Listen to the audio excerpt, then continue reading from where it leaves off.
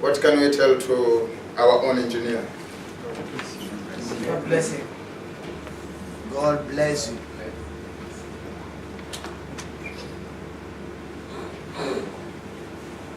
Mnipe sekunde mbili maana mumesema tuende na digitali, si ndio?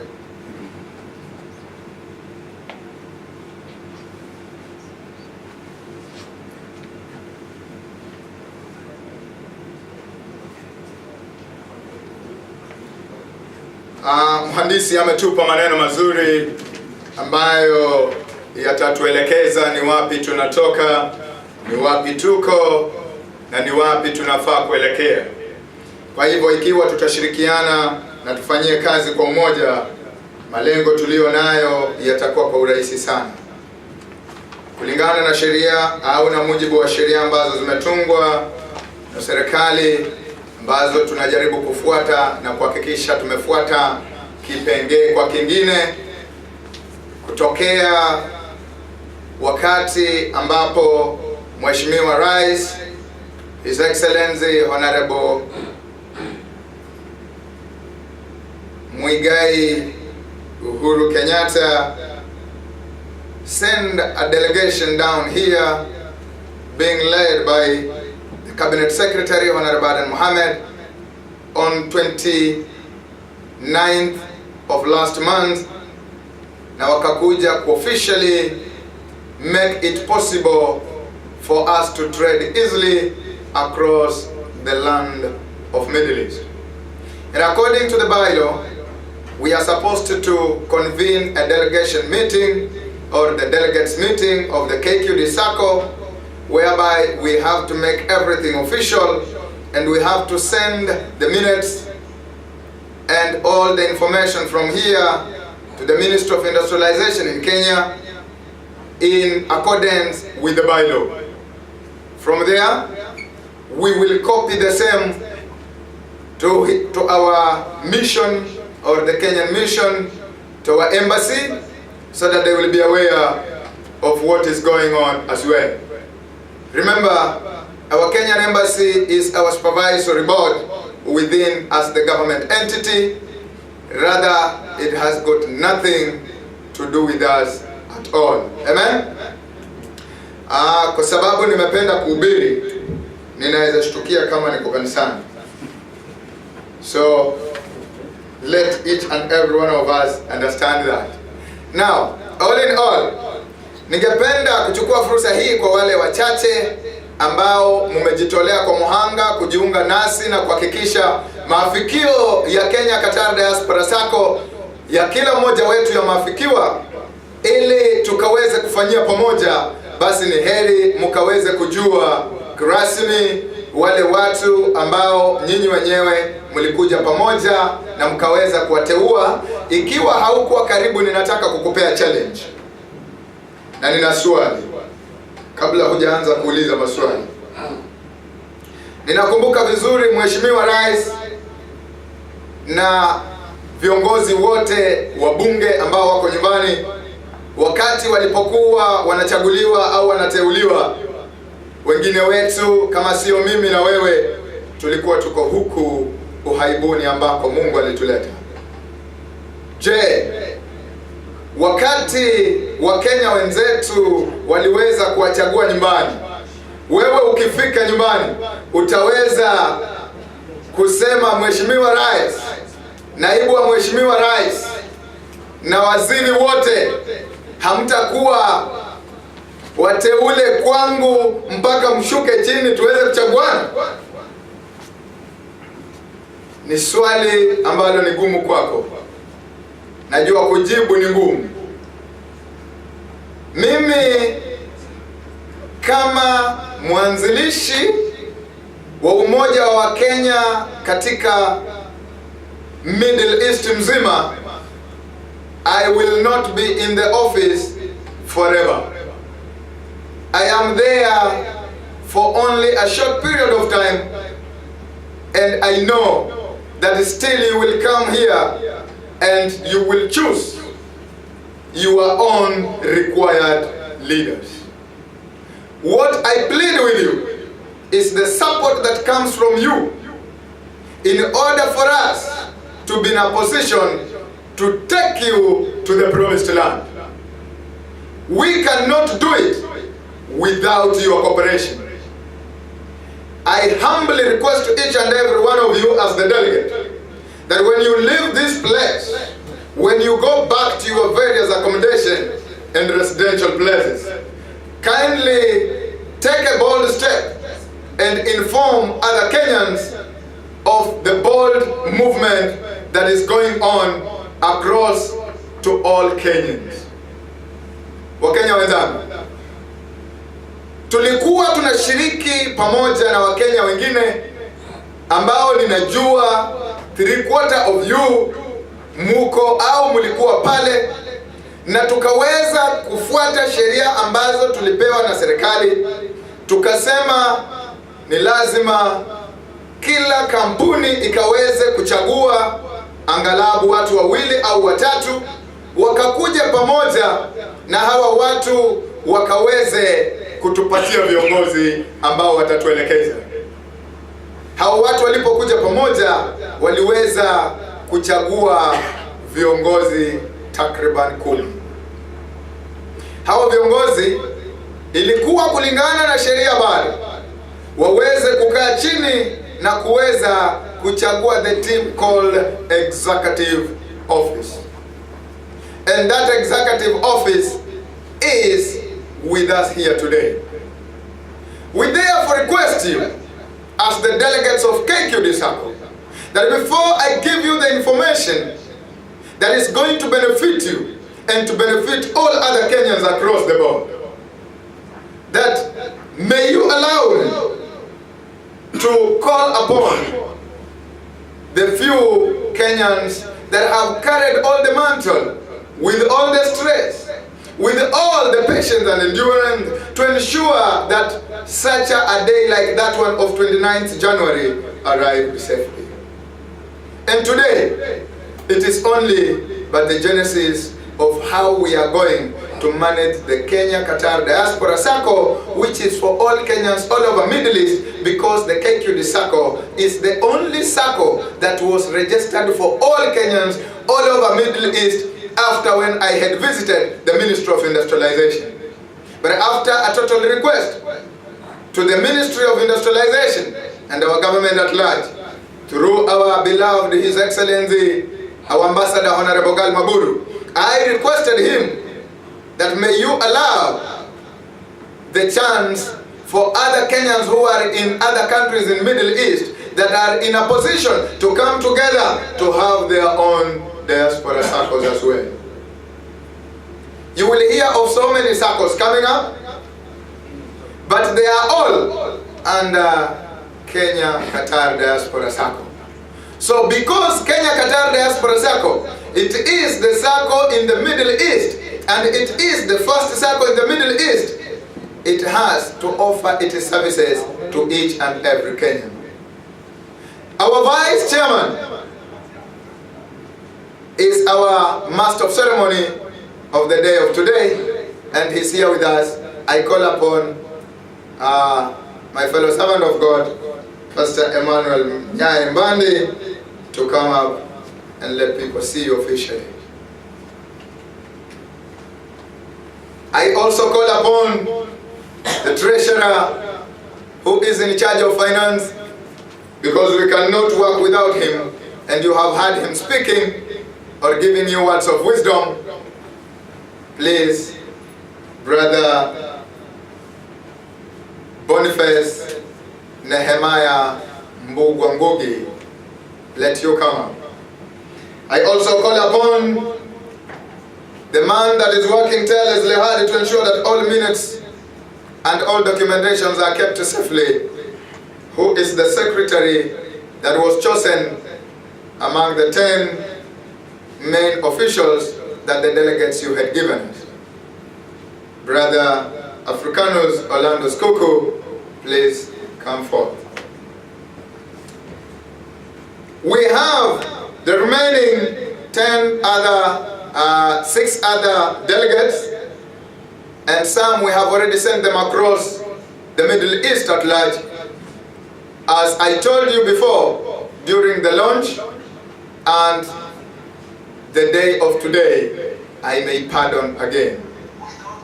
I therefore call upon one of the promoter, known as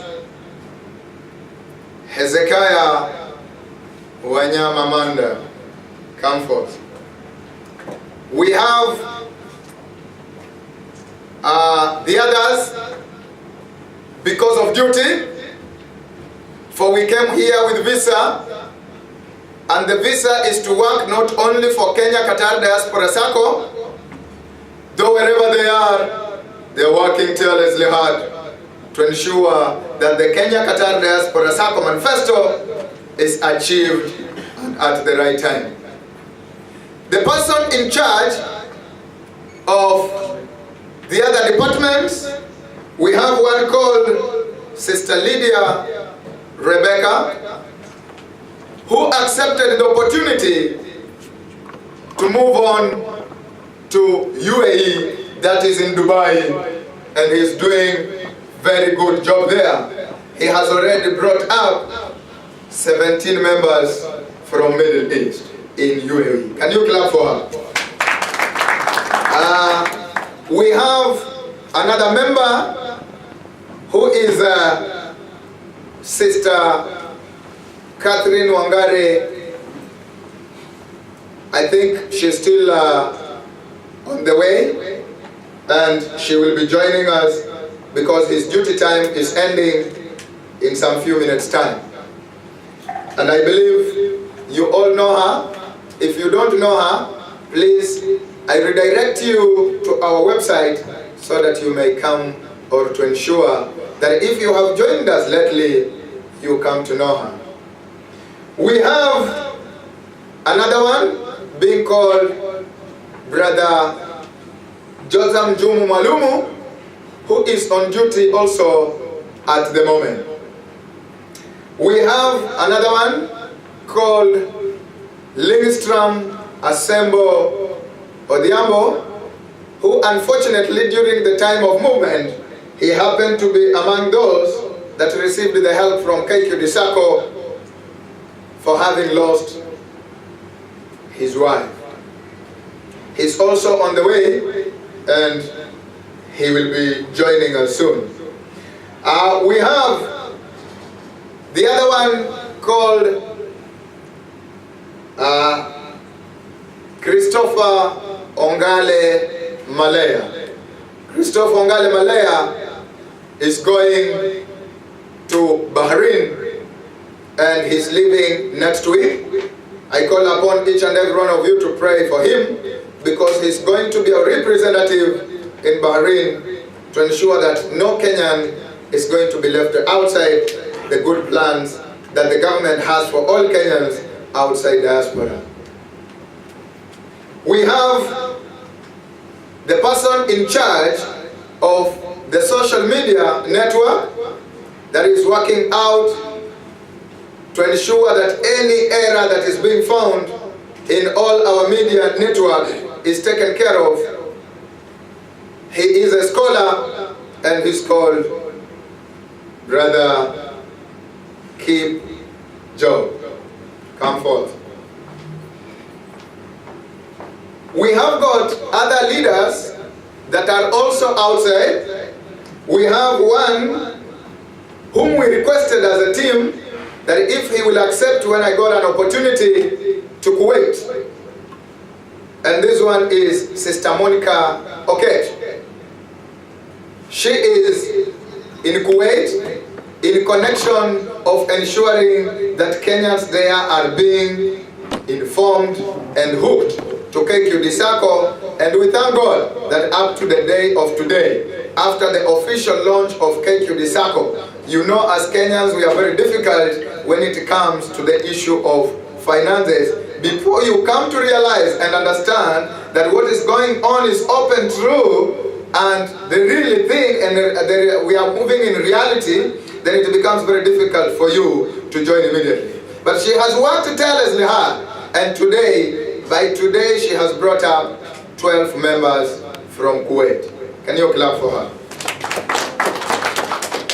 We know that as we move move together, we are here today to empower each and every one of you to understand that as we are going to move as a team, not as an individual.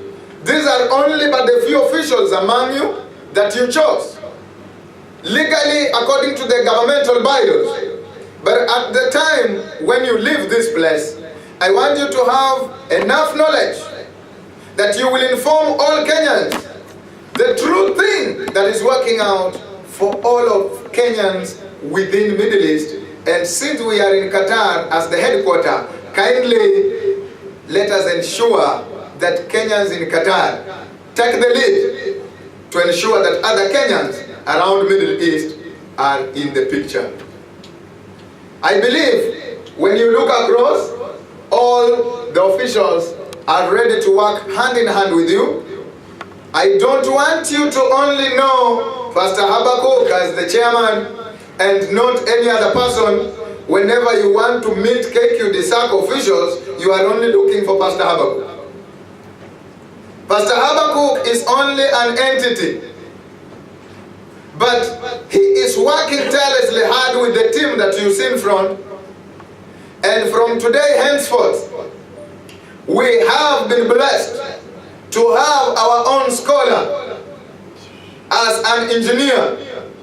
As you have heard from him, he is working tirelessly hard to ensure that all the departments of those who belong to the group they call the scholars are taken care of, to ensure that we move in unity. He is going to work hand in hand with the management to ensure that each and every Kenyan acquires and gets the target that he came here to locate. Are we together? So allow me to release these officials to have a seat.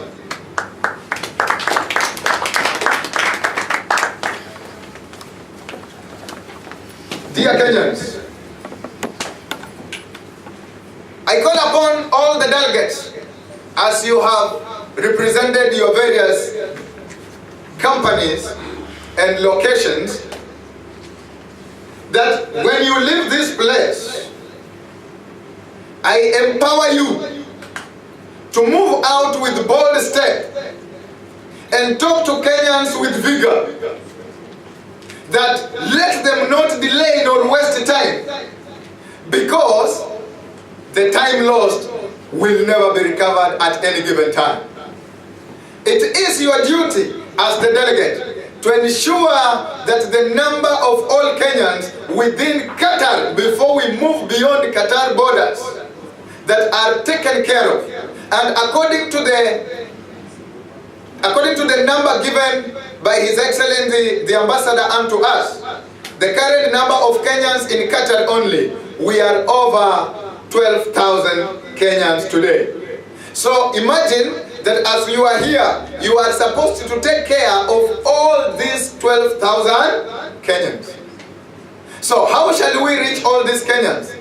It will not be that Pastor Habakkuk or the chairman and the entire committee are the only people to keep on moving up and down, here and there, to ensure that we reach and speak to other Kenyans.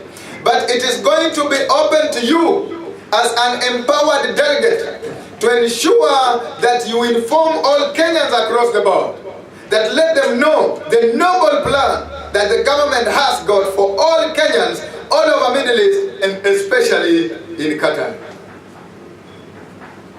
My dear brethren, we are in the move of recruitment right now. After the official launch, the movement is now open. We thank God that His Excellency, when he came in and when he called on the Cabinet Secretary, through the delegation being sent by His Excellency the President, to come down here to launch the Kenya-Qatar Kqdsacco, it is something that is going to be open to you. And you, as a leader, please, when you are walking outside, use the right words before all other Kenyans.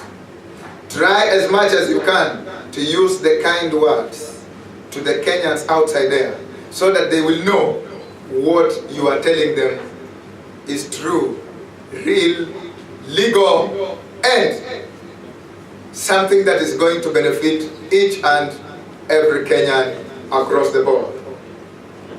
My dear brethren, the main thing that I want to tell you is, at the time when we started Kqdsacco Delegates, we started this as a welfare again. You remember very well where we were, and you remember very well that there is a total problem of us being in a position to get an assistance in case of an emergency. But up to the day of today, we are in a position to ensure that things are going to work out, and work out easily for all of us. My dear brothers and sisters, kindly be in a position to remember that many Kenyans, the number or the percentage of all Kenyans all over Qatar, they are not in a position to raise even an air ticket to go back home in case of an emergency. And that was the main foundation as per to why we had to come together to form this noble organization called Kqdsacco today. At the moment, we are working hand in hand to ensure that all the vision that we had by then are going to be realized very soon, so long as we move, you as delegates, you move outside and empower all Kenyans for them to understand and know that whatever is going on is open for them to unite and move in harmony. My dear brethren, whenever you leave this place and wherever you go, I seek your indulgence that kindly always have the Kenya Qatar Diaspora Sacco Manifesto into your hands, if not into your mind at large, that whenever you talk, you only talk in accordance with the governmental bylaws that we are given, that they are supposed to guide us through until we reach to the promised land. The main target to the all Kenyans within Qatar and you as delegates, we need to ensure that we have the membership growth number being our strategy, that we must have enough research and development for publicity and public awareness in campaign, and we must ensure that we improve our image. You are the person to improve the image of Kenya Qatar Diaspora Sacco.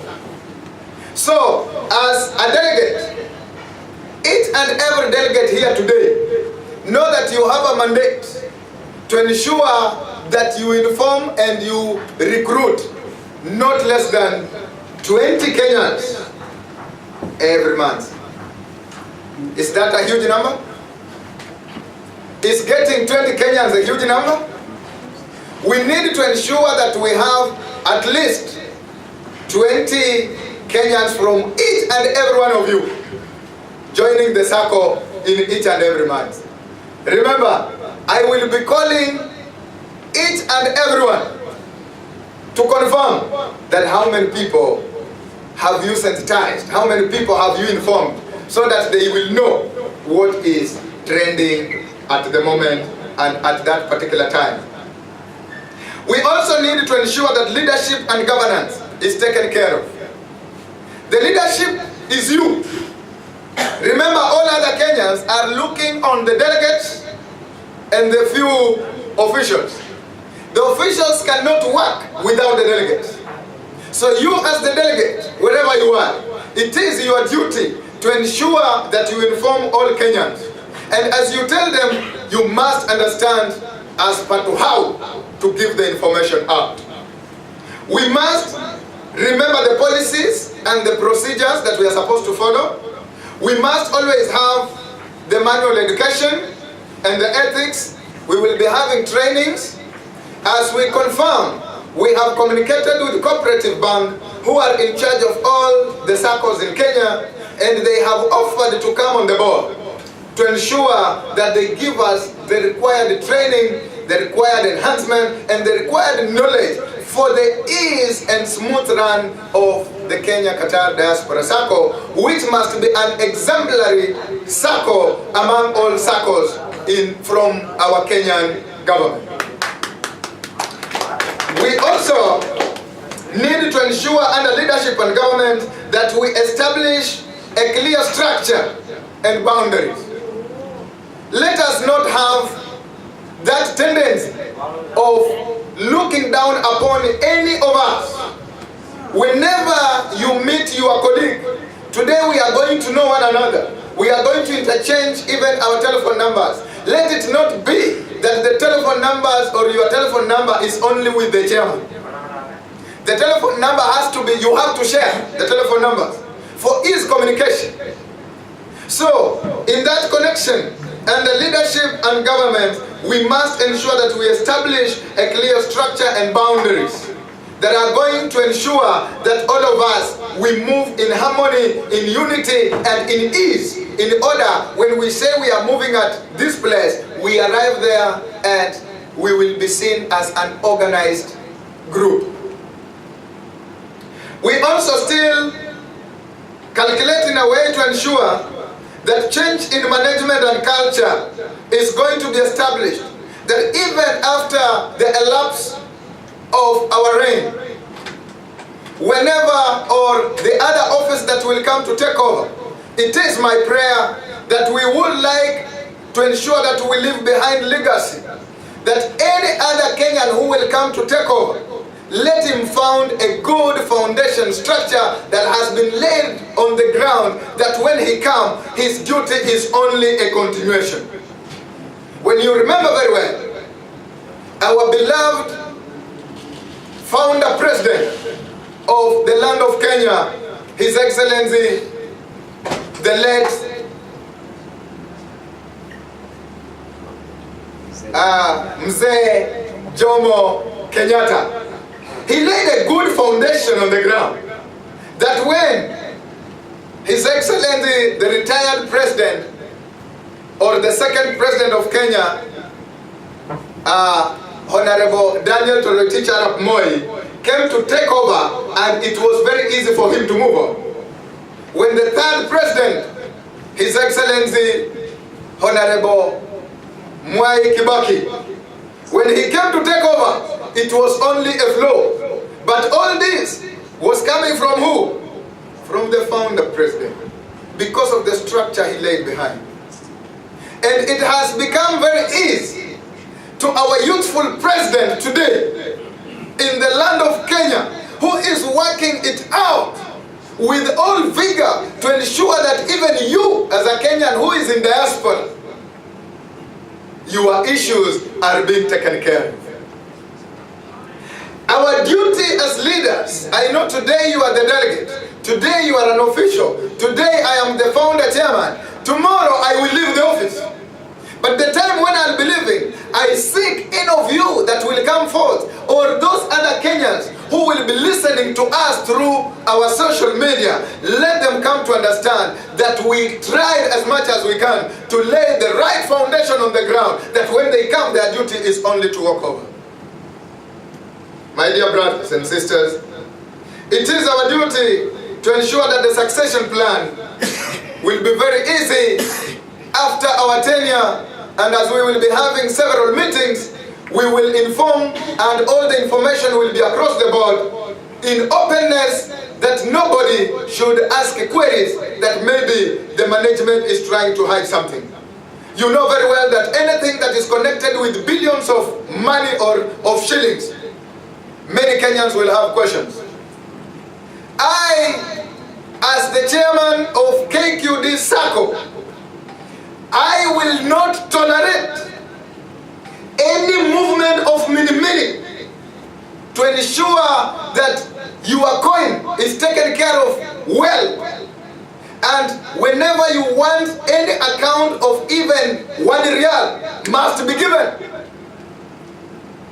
That whoever will come to take over after me, he should only join the trend that I will have left behind, not the trend that is going to the front. We are going to ensure that there must be zero tolerance to corruption. This is under leadership and governance structure that we are putting on the ground. No corruption. From this moment, as you leave, when you are going back to your various residents, kindly inform other Kenyans that we are going to have so many job opportunities. And during the announcement of the job opportunities in Kqdsacco Delegates, there will be no meaning that because I know chairman, or because I know treasurer, because I know engineer and is moving very close, he is one of the supervisory committee, because I don't know the delegate, now I will be favored. Mafi in Arabic. For those that will be listening to the speech, they will say, what is Mafi? Was chairman abusing us? Mafi means no corruption. My dear brethren, under management information system, we are going to ensure that there is improvement of skills and training, as I've told you. We will have an automated office operation. We are going to ensure that we have integrity of work process. We are going to ensure that we have upgraded hard and software for own security of our managerial in the Kqdsacco. We are going to ensure that we have service innovation and creativity, which you have as a delegate, to ensure that you inform and you do in connectivity with what we are to put on the ground. You are a manager, and if you are a manager, please behave, show yourself, prove yourself as a manager, not to only utter words that are only but to kill. What we wish is, I empower you once more as the delegate, that kindly whenever you walk outside, use the words of wisdom that are going to benefit all Kenyans. And the work environment, we are having an office at Nairobi, which you know very well. The direction is at Sky Mall Plaza, Lutulio Avenue, Gaberen Road. It is on the 4th floor, room 607, and it will start its operation in full officially during the time when we will be starting to issue loans to all the Kqdsacco members that have certified the required or the legal loan. And it will start in October this year. We are going to ensure that the place is strategic, and you understand very well, each and every one of us knows Ambassador Hotel. It is closely behind Ambassador Hotel, so you need to be informing Kenyans whenever they go home, let them locate the office in ease. We have to improve on the fiscal infrastructure as well, both in Kenya and here in Qatar. In Qatar, we are working out hand in hand with our Kenyan mission, that is the embassy, with our beloved ambassador, His Excellency Honorable Galmaburu, to ensure that we acquire an office within Qatar as well. And you know the law here is very procedural, and we have to work hand in hand to that. In that connection, I take this opportunity to humbly request Engineer Maxwell Odhiambo, because you know very many Qataris and you're working and moving with them here and there. Kindly locate us a sponsor that is going to give us an opportunity to have an office, since whatever we are running is not a mini-mini, but it is something which is open and legal to each and every Kenyan across the board. And it is going to be easy for each and every Kenyan to reach onto the office and be served with ease and a total efficiency. We are going to work hand in hand to ensure that we improve the security, the health and safety facilities in future. We have to sensitize and do the affirmation in action of what we are supposed to do. We are supposed to do the enhancement of positive work relations in mentoring all the Kenyans outside. It is your duty to ensure that you do the mentoring. You cannot just meet a Kenyan and tell him, join the Sacco, you are going to get this. Join the Sacco, you are going to get this. No. You have to bring him on the board and give him the right guidance on why he's supposed to join and what he is going to benefit after joining the Sacco. My dear brethren, we are going to ensure that under human resource management of the Kqdsacco Sacco, the recruitment of qualified staffs is going to be taken care of. During that time, I request, don't come, because before, under management and information, under leadership and government, I have told you that there is going to be zero tolerance to corruption. Therefore, the recruitment will be of qualified staff. If there is no qualified staff of that specific department that we require one personnel from either Kenyans or many personnel, then the solution is going to be never to employ a Kenyan from Kenya who has never been in Middle East and who has never been here for quite a period of time, which we will confirm through our system, that he has to be qualified. If not, we better take you to the required institution in Kenya and have part-time training as meanwhile you continue serving all Kenyans in Middle East.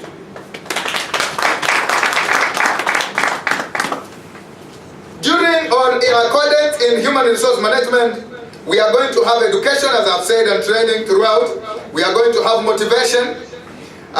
We are going to have staffing, which we have already started. We are going to have succession plan, which I've told you. We are going to have organizational structure, which we are going to work hand in hand, and which you understand, and we will put forth. Remember, after the management team, you are the next structure, and the third person is the other common mwananchi wa Kenya wa kawaida.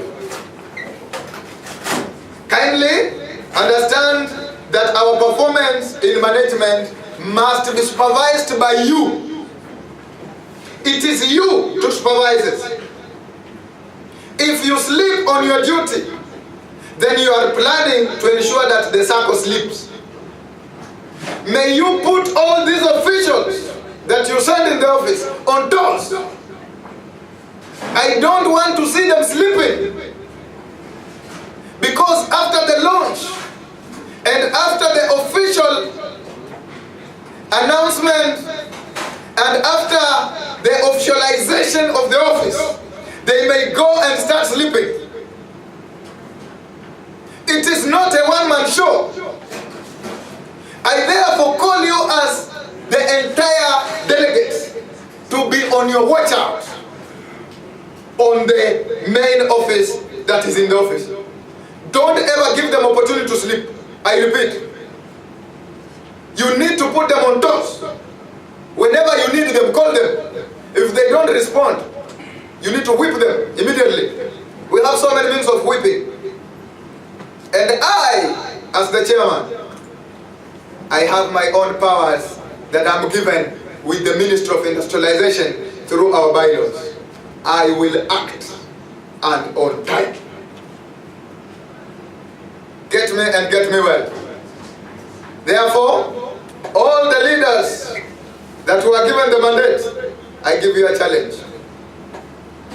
That if I will receive more than compliments of you, I understand you know the bylaws very well. I will not hesitate to forward your name to the Ministry of Industrialization for cancellation and call upon the delegates to replace the required person in your position. And the human resource management, the performance will only improve through your efficient supervision as the delegates. On the financial growth and sustainability, we have to ensure that our income growth has to shoot, and our target is to be saving over 100 million monthly in our Kenya Qatar Diaspora Sacco account in Cooperative Bank in Kenya. Kindly, this is going to be possible only when you are working with all confidence with your friends and with your colleagues. Let them be in a position to understand why they are supposed to give certain amount of money. Let our increase or our financial growth not be less than 40% every month. Not only in a year. We target 40% every month. Because as we live here, we have agreed that each and every one of us has to sensitize and recruit 20 members in every month. So if that is the case, these 20 members are going to have an increase, and for them to give enough money, it is you to let them understand the importance of as part of why they are supposed to give certain amount of money in connectivity to eradicate poverty in their lives and in the country of ours, our beloved motherland, Kenya.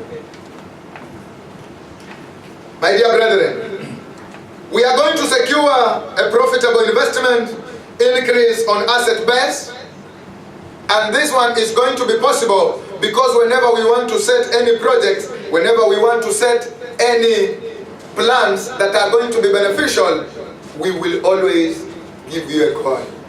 We can never call unto all Kenyans, but rather it is going to be to you as an individual. We need to ensure that our expenditure in management is taken care of. And this expenditure is going to be watched on with the supervisory committee.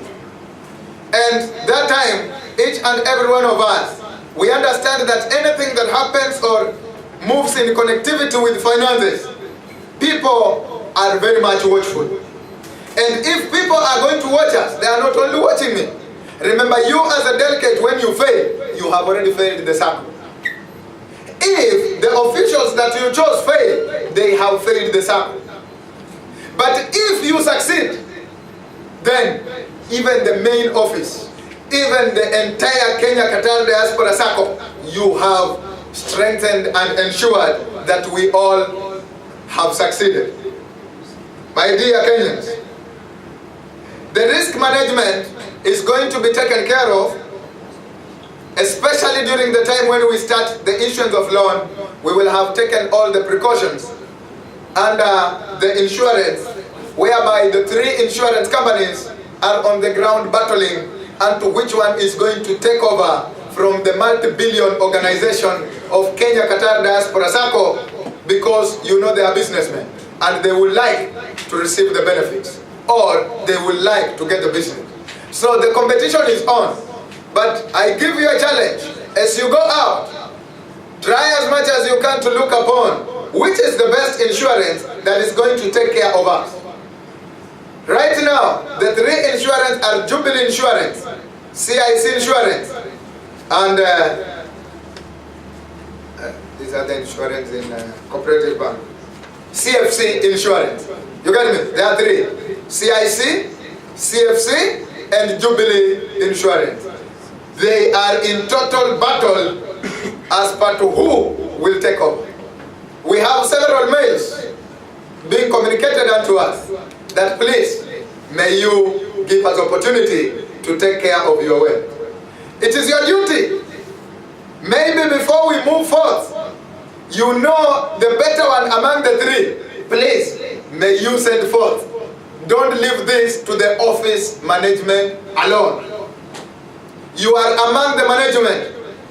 kindly ensure that whenever we go, let us not move in vain, rather be in a position to sustain all the Kenyans' vision.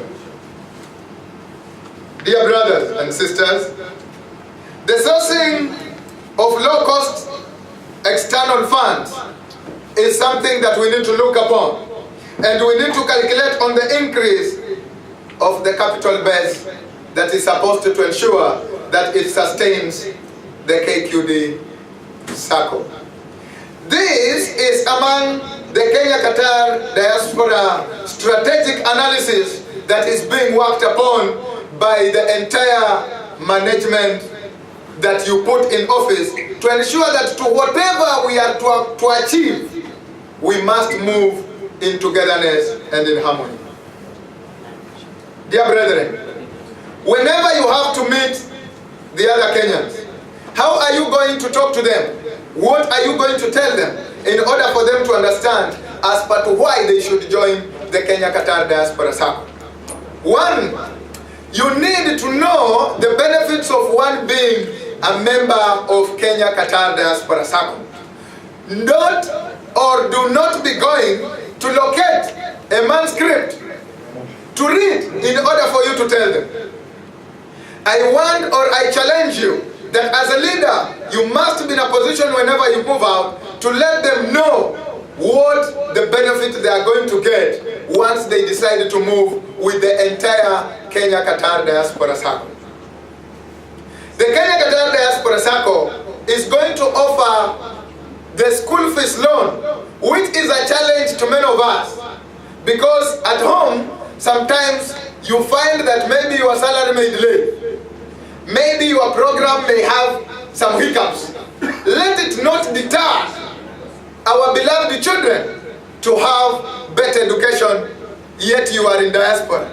If you are in diaspora, kindly join the Kenya-Qatar Diaspora Circle, knowing that it is going to be easy for you to receive the school fees loan, which you will only bring forth the fee structure, and the whole fees of the whole year of your children is taken care of in accordance with your contribution.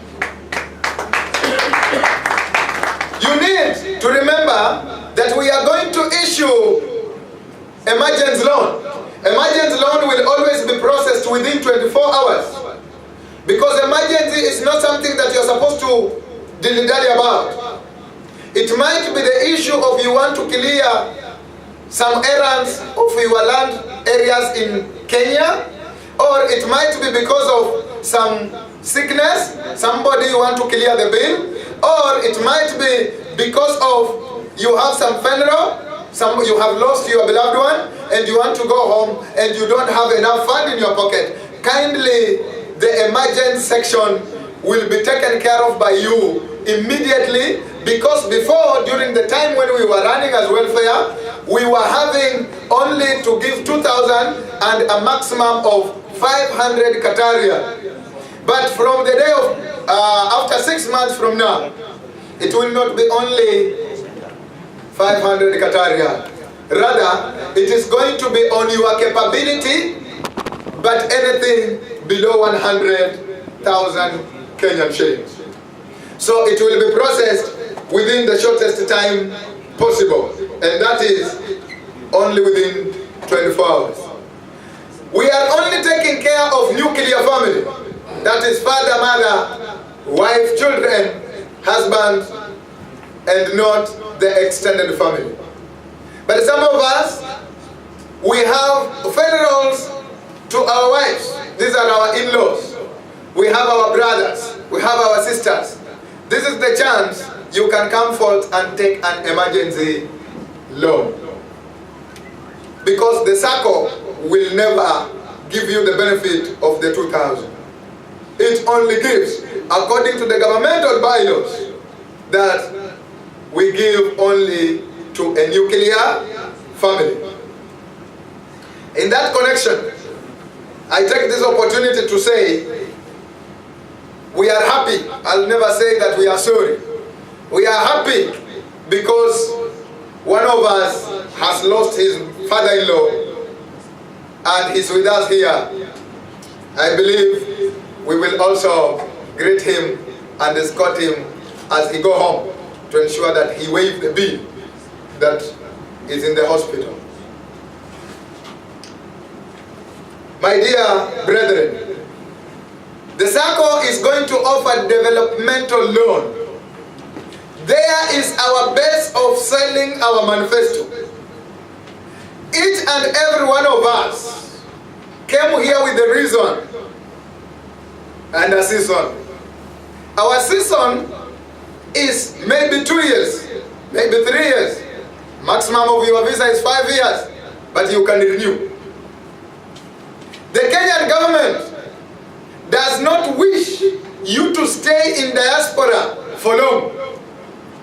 Try as much as you can to acquire the capital that you are going to get in order for you to go back home and do the total investment that is going to raise the economic growth of our country apart from enriching you as an individual. The development loan is our main issue that we should always rotate around.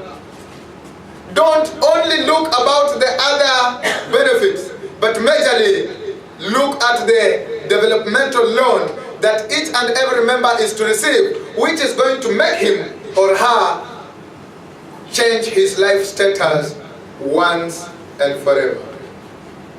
Dear brethren, the Kqdsacco Diaspora will be offering the benevolent section, which we have always been issuing, 2,000 Qatar Riyal, whether you are in Kenya or you are in Doha, so long as you are a fully paid up member. In case you are bereaved to the nuclear family, you will definitely receive the 2,000 equivalent Qatar Riyal in cash. My dear Kenyans, I request each and every one of you to remember that whenever you are going to leave this place, as you go outside, inform the Kenyans that we have the dividends that will be issued after all the calculation of the major profits that will have been acquired to the Kenya-Qatar Diaspora Sacco. Kindly, when you walk out, let them understand and know that the main thing that put or brought us here is to ensure that we support one another. Remember, all these loans, it is a membership, it is a group, it is a Sacco. A Sacco has got only a profit margin or an interest rate of 1%, and in case of any problem that may have happened to our government, that there might be maybe an inflation in our economy, then the maximum percent is only 5%. 5%, 1 to 5% of what you are supposed to take will never be comparable to taking a loan from the bank. I don't support, and I call upon you to inform other Kenyans that let them never go for the bank loan, because the bank loan is ruining many of us. You will take long time to clear the loan in connectivity with the percentage rate, which is between 17 to 24%, either reducing or increasing rate. And when you compare that to the Saccos, and majorly Kenya-Qatar Diaspora Sacco, our loan will always be paid with an interest rate of 1% if there is no inflation at all. Dear Kenyans, understand that we are going to ensure that we buy plots of land and sell them to members. First of all, to members. Let members receive the lands that they were dreaming of, regardless of the little salary you were earning. The Kenyans in diaspora, we are going to ensure that we build houses in good areas, if not in towns. And these towns, we are going to have the houses, and these houses we will put you in. In that house, we will sell to you in a unique way. The unique way is, we will put you in the house, and your duty will be to pay the rent, which is not the rent, with an agreement that the house will be costing, let's say, approximately 200 to 500,000. Whenever you pay the rent to that level of 500,000, we give you the certificate of the house, and you own the house from that day. You are to become a landlord. I know when we are coming from Kenya, we have got very high visions. We always build very nice houses like Times Tower until it gets finished. But little do you come to discover that 2 years are over and you have not even made a foundation. Because of the little salary that you are having, you are not able to own your own permanent house at home. This time, you are going to have a permanent building in city. I would wish you to inform all other Kenyans. Let it not be you alone. Because what we are going to do is across the board, and is going to go to entire Kenyans. Let you not be the beneficiary alone. We want the benefits to go to all Kenyans in diaspora. Whenever they were dreaming, let their dream become true. Dear Kenyans, we are going to ensure that we give you the saving plan, which is part of our manifesto on how to ensure that all Kenyans join the Kqdsacco. How are we going to join the SACCO? The target is, as you speak to Kenyans outside, let them come to understand that any Kenyan outside Kenya who is in Middle East and is earning over 20,000 Kenyan cedis is eligible to get a loan of 500,000 and above. But how is it going to be possible? Because even some other Kenyans in Kenya who are even either civil servants, they are not eligible to get a loan of 500,000. And even when you leave this place, going to Kenya to any given institution to seek for 500,000 or 300,000, you will be asked 1,001 questions which you may never be in a position to answer. My dear brothers and sisters, it is easy. The simplest calculation is always tell a Kenyan to have a third of what he wants to process or the project plan that he has at home. And a third of that project, let's say the project is of 500,000. 500,000 divided by 3 is equivalent to 166,606 Kenya shillings. If any of us is going to save 166,606 within a span of from 6 months onwards, he is eligible to get a loan over 500,000. Remember, you cannot compare yourself with the person who has planned mightily. Let's say, maybe you have invested for only 1 acre of land, and another colleague of yours does an investment of 5 acres. Can you reap the same? It's a challenge. You can never, even if that one of 1 acre, even if he puts diasporas, phosphorus, manure, and let the water be staying there, he will never reap to the same level of that person that has done what? Has sown for 5 acres. It's a challenge that the government has come up to ensure that they put up diaspora circles that are going to strengthen each and every Kenyan to realize that the dreams they had are actualized and they become real. My dear Kenyans, the target is, let this person be in a position to save only a third of that fund, and a third of that fund to what? level or to how many months is he going to save is the second strategy. The strategy is divide the longest or the period of time that you are going to have in Qatar or in all over Middle East, divide by the 166,000. This is only but an example. You can do the same to 3 million, you can do the same to 10 million. But we are starting because any given Genesis must have a foundation. And for us to have a foundation, we say we are talking of the low income earners to have at least a base of only 166,666 in the Kenya Kqdsacco account savings. Do not save on your account. Remember, if you save on your account, you will only receive the money or the loan from the bank, not the SACCO. So you are to redirect the 166,000 to Kenya Kqdsacco account.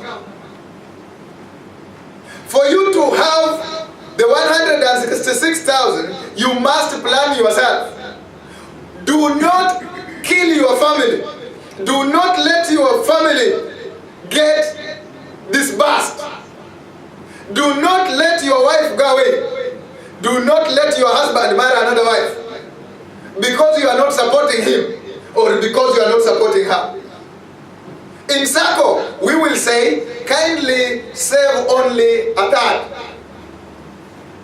And for the third that you are supposed to save, divide 166,000 by the number of months that you are supposed to be in the Middle East. And that time is only, let's say if it is 12 months, it is 166,000 divided by 12 months, which is equivalent to 13,888 Kenya shillings every month.